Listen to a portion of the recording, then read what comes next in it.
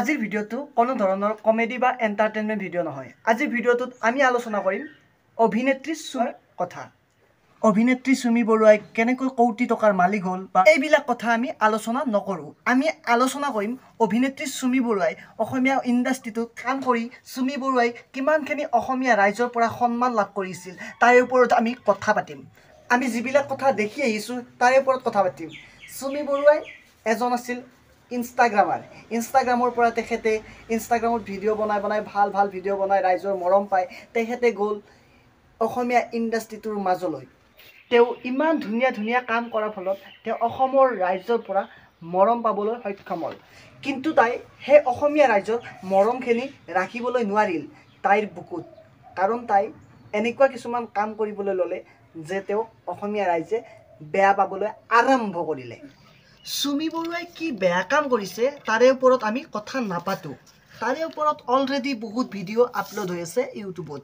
আমি আলোচনা কৰিম যে আপোনালোকে জীৱনত যিমানেই ভাল কাম নকৰক কিয় সামান্য এটা ভুলৰ কাৰণে সকলোবোৰ ভাল কামৰ মূল্য নাইকিয়া হৈ যাব। সেইকাৰণে আপোনালোককো জনাওঁ যে আপোনালোকে সদায় ভাল কাম কৰিবলৈ চেষ্টা কৰক। আৰু এটা কথা জানি থওক, ভাল কাম কৰি 10 টকা ইনকাম কৰক, তাতে আপোনাৰ সন্মান আছে। কাৰণ সেই 10 টকাটো আপুনি বুকু ডাঠ কৰি ক'ব পাৰিব যে মোৰ ইনকামৰ পইচা। কিন্তু আপুনি বেয়া কাম কৰি কোটি টকা ইনকাম কৰক, তাত আপোনাৰ দম নাথাকে, সাহস নাথাকে, আপোনাৰ চকুত টোপনি নাথাকে। কাৰণ ভয় থাকে, ভয় কেনেবাকৈ কেতিয়াবা হঠাৎ কোনোবাই গম পাই যায় নেকি। সেইকাৰণে কৈছোঁ আপোনালোকক যে আপোনালোকে 10 টকা ইনকাম কৰক, বুকু ডাঠি ক'ব পাৰিব এই 10 টকা মোৰ ইনকামৰ পইচা। হয়, আপুনি বেয়া কাম কৰি বা 2 নম্বৰী কৰি কোটি টকাৰ মালিক হৈ আপুনি লাক্সাৰী জীৱন উপভোগ কৰিব পাৰিব, কিন্তু আপোনাৰ জীৱনৰ কোনো মূল্য নাথাকে।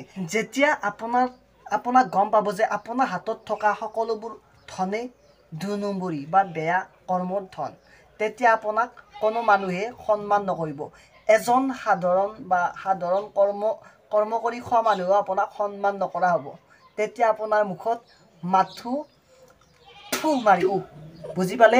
সেইকাৰণে আপোনালোকক সকলোকে মই জোৰ কৰি কৈছোঁ, আপোনালোকে ভাল কাম কৰি 10 টকা ইনকাম কৰি বুকু ডাঠি কওক যে মই ভাল কাম কৰি ইনকাম কৰি খাই আছোঁ।